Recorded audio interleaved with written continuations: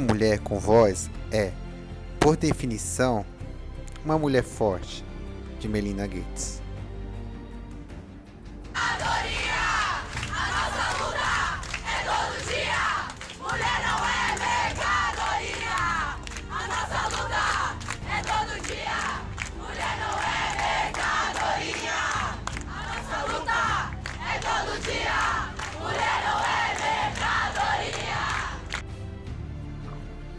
Filosofia e vida. No mundo em que vivemos, precisamos de uma série de situações de injustiça e violência. As notícias e as reportagens nos telejornais e na internet mostram como o mundo pode ser violento, injusto e excludente.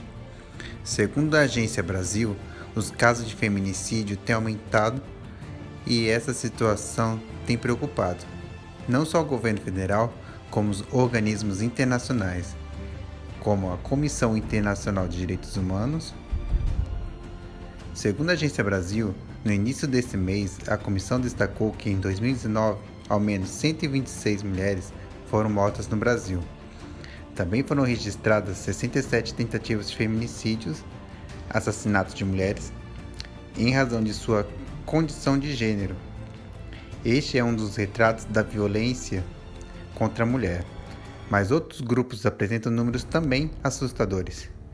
Você conhece outros grupos que sofrem abusos e agressões por características físicas, sociais ou culturais? Há ainda a crueldade que se manifesta cotidianamente por meio da exclusão silenciosa da vida pública, do mercado de trabalho e dos sistemas de saúde e educação, provocando inúmeras situações de humilhação. Nesse contexto, mulheres, crianças, idosos e pessoas de diferentes origens étnicas são especialmente atingidas pela morte, ocasionada por descaso que muitas vezes não são noticiadas. Até parece que para viver no mundo de forma digna, precisamos atender a certos critérios que, infelizmente, não dependem apenas dos nossos esforços. Não podemos mudar a nossa condição natural, como por exemplo, mudar a cor da nossa pele, nos tornar adultos sem passar pela infância, e por mais que se tente, não podemos deixar de envelhecer. A falta de cuidado, de respeito e a violência sofrida por alguns grupos na vida cotidiana são revelados inclusive pela criação de dispositivos jurídicos que visam sua proteção. Você conhece o Estatuto da Criança e Adolescente, o ECA? O Estatuto do Idoso? Quais outros dispositivos jurídicos que você conhece para a proteção de grupos de cidadãos?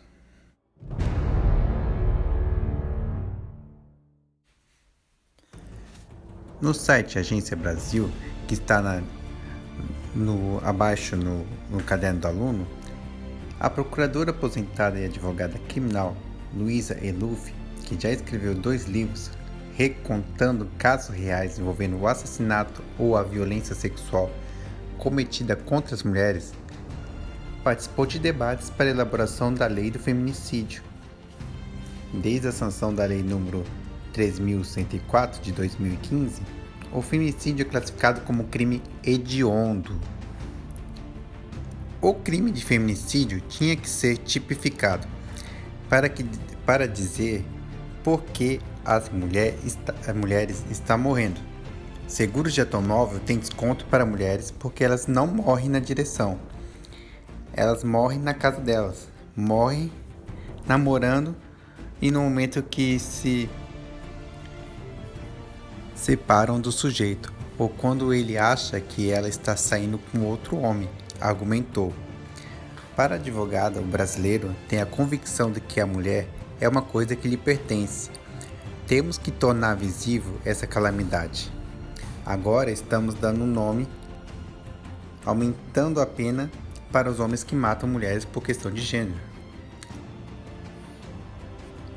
Segundo Luísa, apesar de a impunidade de agressores ainda perdurar, existe no país uma forte reação à violência contra a mulher. Há gente que vê que existe uma reação muito grande contra o espancamento e a morte de mulheres. Não chegamos ao ponto correto, porque ainda existe o fato. Existe gente que ainda pratica isso, mas a forma como os fatos estão sendo tratados pela mídia e pela justiça mostra uma evolução. Hoje, um homem que comete feminicídio é condenado. Até a década de 70, eles eram quase todos absolvidos, porque havia um sentimento social de que o homem mandava na mulher e podia fazer qualquer coisa com ela.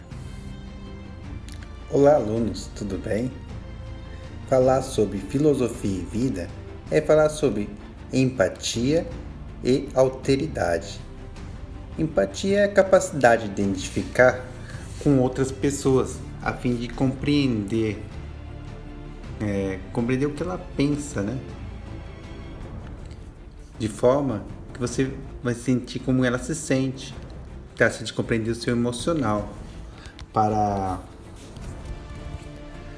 adentrar o terreno empático, é preciso antes aceitar as próprias vulnerabilidades, admitir que ninguém que encontramos é melhor que outra pessoa e que ninguém é perfeito. Empatia é uma pessoa usar os sapatos de outra pessoa por quilômetros e perceber o quanto é desconfortável essa experiência. Sabe aquele ditado popular que não faça com os outros aquilo que não gostaria que fizesse com você? Ele é bastante válido para exemplificar a empatia. Existem diversas formas para entender o conceito de empatia. Em geral, esse termo descreve a capacidade de sensibilizar ou mesmo dar prioridade para o bem-estar de outro e agir em função disso. A Declaração Universal dos Direitos Humanos surgiu em 1948. Estabelece direitos que seriam válidos a qualquer pessoa humana. A autoridade para pensar os direitos humanos é pensar que dentro dessa humanidade há uma diversidade de modos de existência. A autoridade não é apenas vivenciar a experiência do outro, mas principalmente entender tal experiência a partir da lógica dele. Essa questão será trabalhada numa questão das 5 questões do caderno do aluno, que irei passar a seguir. Então, como estamos falando do feminicídio, como as mulheres são vítimas, iremos tentar abordar o máximo possível sobre o que acontece com as mulheres. Tá ok?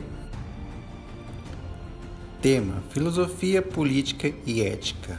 Humilhação, velhice, racismo e preconceito.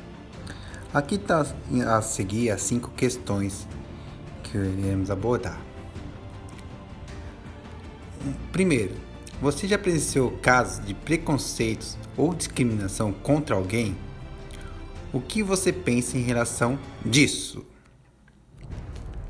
Segundo, quando pensamos na desigualdade, pensamos nas minorias e no quanto elas passam por momentos de preconceito e discriminação?